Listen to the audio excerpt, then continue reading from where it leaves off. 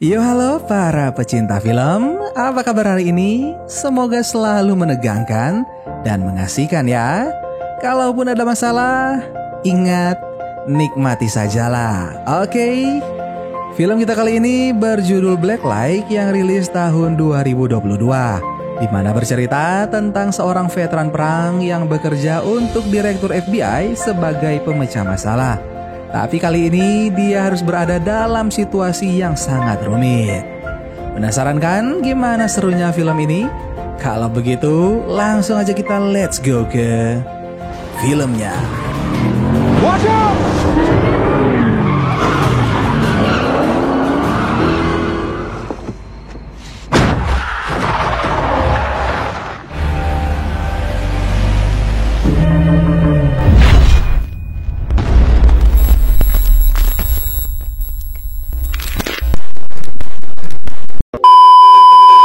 Film diawali dengan memperlihatkan demonstrasi di depan Gedung Putih yang dipimpin oleh seorang influencer bernama Sofia Flores.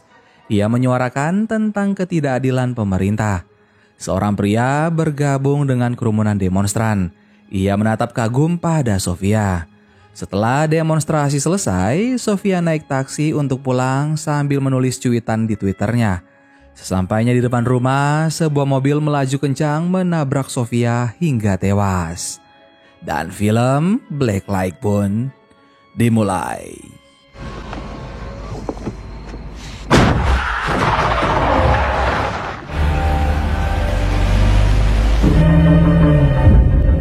Scene kemudian menampilkan seorang agen FBI bernama Travis Block. Ia mendatangi seorang wanita yang juga agen FBI bernama Davidson. Davidson sedang diburu oleh warga karena penyamarannya terungkap. Emosi warga semakin memuncak karena Davidson tidak kunjung keluar dari rumah. Semua warga memegang senjata, sehingga satu-satunya cara untuk mengalihkan mereka adalah dengan membuat ledakan. Davidson akhirnya berhasil diselamatkan.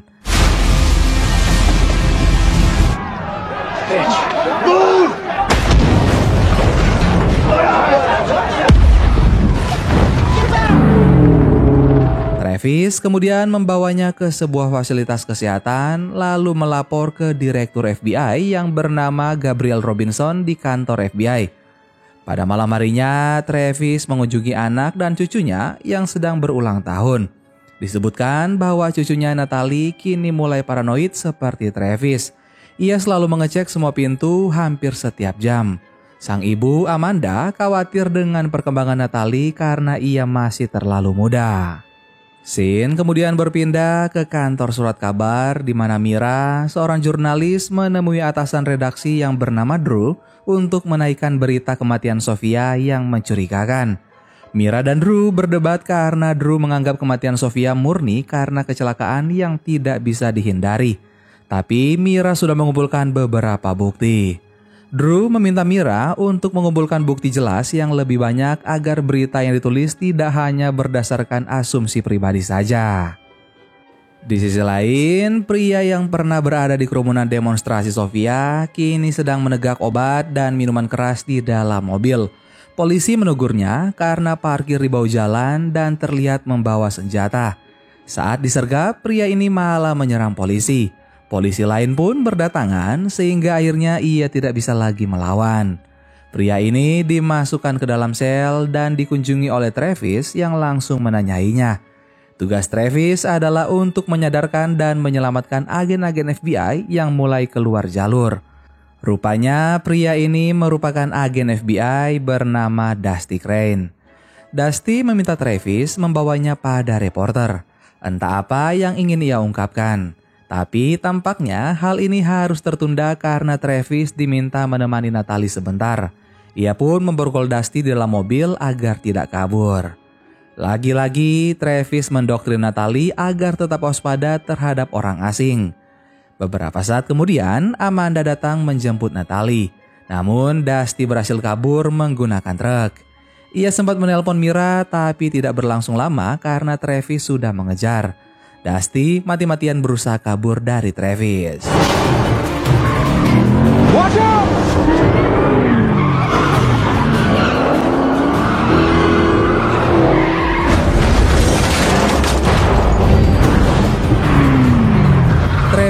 kemudian melapor pada Gabriel yang langsung memarahinya karena mampir ke sekolah Natalie sehingga Dusty lolos. Travis mengutarakan niatnya untuk pensiun demi kebaikan Natalie dan hubungan yang baik dengan Amanda. Sayangnya Gabriel masih menahan Travis. Ia menawarkan untuk memberi Travis cuti panjang ketika Travis sudah berhasil menangkap Dusty. Scene berpindah ke kantor Mira, di mana rupanya kemarin Mira langsung menyelidiki siapa Dusty, pria yang mencarinya. Ia menemukan rekaman CCTV saat Dusty menyerang polisi. Tapi anehnya tidak ditemukan catatan terkait penangkapan Dusty di kantor polisi sekitar, padahal ia melukai 4 polisi. Mira yakin Dusty mempunyai informasi penting. Di sisi lain, Travis mengunjungi rumah Dusty tapi tidak menemukan petunjuk apapun. Ia kembali ke mobil dan menatap gambar buatan Natalie. Selain menggambar sosok dirinya sendiri dan Amanda ibunya, Natalie juga menggambar satu orang asing yang berdiri di samping pohon. Hal ini membuat Travis kembali parno. Ia langsung memasang CCTV di halaman rumah Amanda. Amanda agak terganggu dengan tindakan Travis yang memasang CCTV tanpa izinnya. Ia juga berkata Natalie tidak membutuhkan Travis. Amanda sudah muak. Dulu saat dia seumuran Natalie, ayahnya ini bahkan menyelidiki latar belakang orang tua semua temannya. Travis pun hanya terdiam. Sementara di kantor FBI, Gabriel memanggil 2 agen rahasia bernama Lockhart dan juga Wallace. Wajah mereka tampak tidak asing. Merekalah yang membunuh Sofia. Kembali pada Travis, ia menemui Mira untuk menanyakan apakah Dusty sudah menemuinya. Travis juga memperingatkan Mira agar tidak memanfaatkan Dusty yang dianggap sedang tidak stabil secara mental. Ia menekan Mira untuk menghubungi saat sudah ada kabar dari Dusty. Sementara Dusty sendiri sudah dihadang oleh 2 agen utusan Gabriel, yaitu Lockhart dan juga Wallace. Dusty menolak untuk dibawa. Adu tembak dan kejar-kejaran pun terjadi. Tapi Dusty kembali lolos.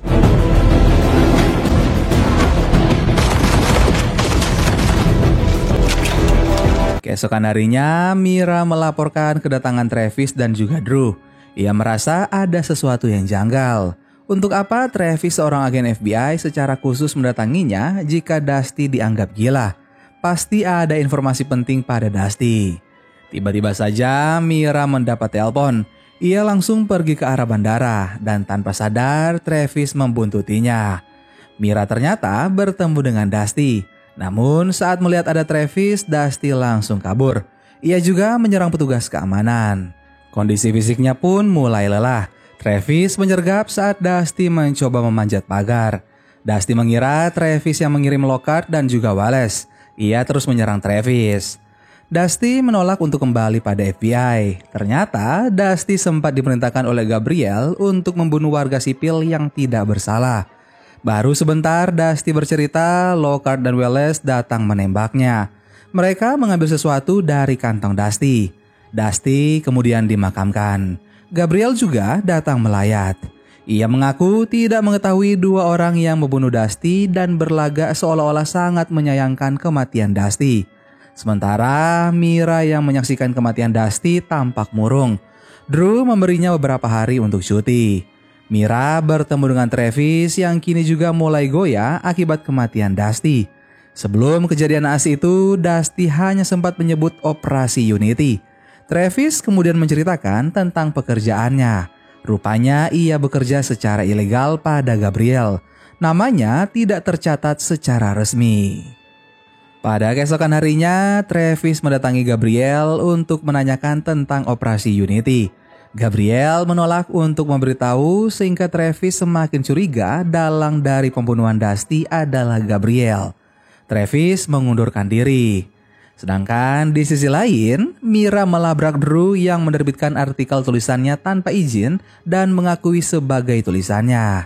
Sedangkan di rumah, Travis yang sedang memasak untuk Natalie ditelepon oleh Amanda karena lupa jadwal pementasan drama cucu kesayangannya. Hal ini membuat paranoid Travis semakin parah. Sementara Drew yang sedang dalam perjalanan pulang mengirim pesan suara pada Mira karena merasa tidak enak. Ia meminta maaf atas perbuatannya. Namun artikel yang ia terbitkan malah membahayakan dirinya sendiri.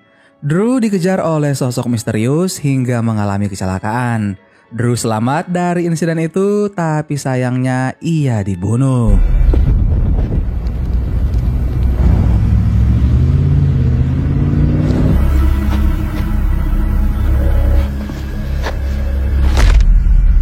Kabar kematian Drew membuat Mira semakin yakin informasi dari Dusty tentang perintah FBI membunuh warga sipil adalah benar.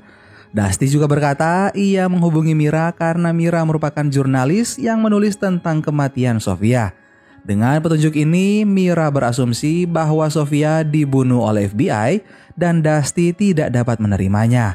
Rekan Mira memperingatkan untuk berhati-hati agar tidak berakhir seperti Sofia, Dusty, dan juga Drew. Scene kemudian berpindah pada Travis di mana ia berusaha menghubungi Amanda namun nomornya tidak aktif.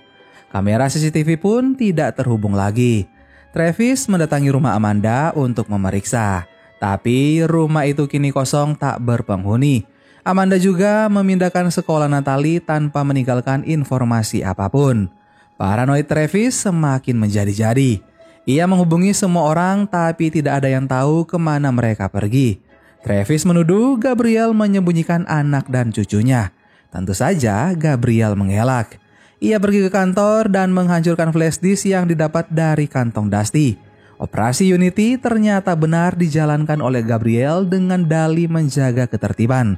Operasi ini dilancarkan untuk menyingkirkan orang-orang yang dianggap akan mengganggu kestabilan negara dan Dusty pernah mendapatkan perintah untuk operasi ini sehingga ia memutuskan untuk berkhianat. Sementara di kantor redaksi, Mira tampak frustasi mencari cara agar bisa mengungkap kejahatan Gabriel. Ia membutuhkan keterangan saksi yang kredibel sehingga ia memutuskan untuk menghubungi Travis dan mengajaknya bertemu. Selama bekerja dengan Gabriel, Travis belum pernah sekalipun mendengar soal operasi Unity. Tapi ia tahu Gabriel memiliki sebuah brankas yang digunakan untuk menyimpan semua catatan kegiatan FBI dan semua anggotanya baik legal maupun ilegal. Travis kemudian pulang untuk mengambil senjata. Tapi ternyata Lockhart dan Wallace sudah menunggu untuk menghabisinya. Namun Travis berhasil menipu mereka dan meledakkan mobil yang mereka gunakan.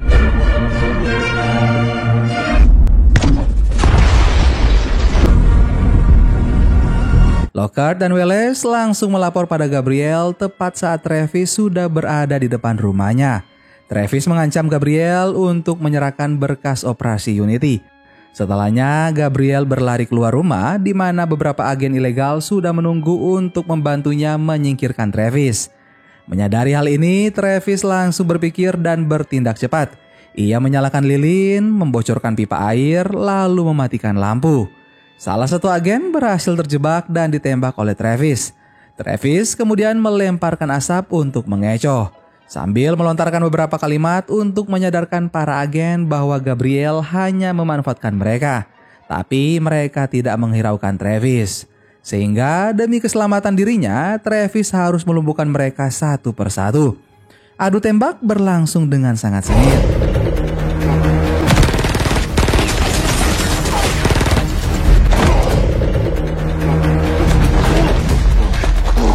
Enough.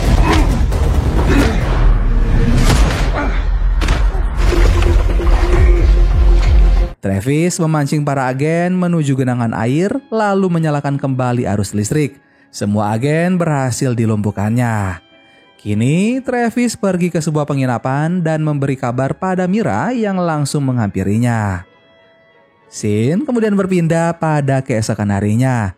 Terlihat Travis mendapat kabar bahwa Gabriel menyembunyikan Amanda dan Natalie di perlindungan saksi, namun tidak diketahui di mana lokasinya. Setelah itu, Travis bersama Mira dan rekannya Pearl membuka file tentang Dusty. Mereka menemukan video Dusty yang memaparkan misinya untuk mendekati Sofia Flores. Ia bertemu dengan Sofia secara intens, yang akhirnya membuat Dusty memiliki perasaan yang nyata pada Sofia. Mereka sempat berpacaran selama 1 tahun, tanpa Sofia tahu identitas asli Dusty. Karena inilah Sofia dibunuh. Kedekatannya dengan Dusty membahayakan operasi Unity. Travis langsung mendatangi Gabriel dengan menyamar sebagai supir. Gabriel baru tersadar saat Travis membawanya ke jalan yang berlawanan dengan arah menuju rumah. Travis mengancam untuk mempublikasi operasi Unity. Namun Gabriel menolak dan turun dari mobil. Ia turun dari mobil dan menembak ke arah Travis. Namun karena panik tembakannya meleset. Gabriel akhirnya berjanji untuk menghapus catatan kejahatan Travis, tapi tetap bersikeras tidak akan mengungkap operasi Unity pada publik. Karena bukti kuat sudah berada di tangan jurnalis yang benar, yaitu Mira, Travis hanya mendesak Gabriel untuk memberitahukan lokasi Amanda dan juga Natalie. Scene kemudian berpindah ke sebuah rumah yang tampak tenang. Terlihat Natalie berlari keluar menyambut Travis. Amanda juga menyambutnya dan meminta maaf atas segala yang pernah ia ucapkan pada sang ayah. Di sisi lain, berita penangkapan Gabriel sudah terbit. Dengan bukti yang ada pada Mira, ia sudah tidak bisa mengelak lagi dan akhirnya mengakui tentang operasi Unity. Mira mendapat banyak pujian atas pengungkapan yang sangat berani. Ia berterima kasih pada Travis, begitu juga sebaliknya. Kini Travis dapat menjalani hidupnya dengan tenang bersama anak dan cucu tersayang. Paranoidnya juga sudah jauh berkurang.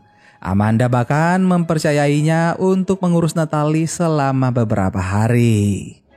Dan film Black Light pun selesai. Gimana guys, film kita kali ini ending yang sangat membahagiakan bukan? Silahkan kalian komen di bawah juga ya. Terima kasih banyak buat kalian yang sudah nonton video ini sampai akhir. Sampai ketemu lagi bareng Mimin Guanteng di film-film seru selanjutnya. Dan kebenaran akan selalu mencari jalan untuk mengungkapkan dirinya sendiri. Dadah!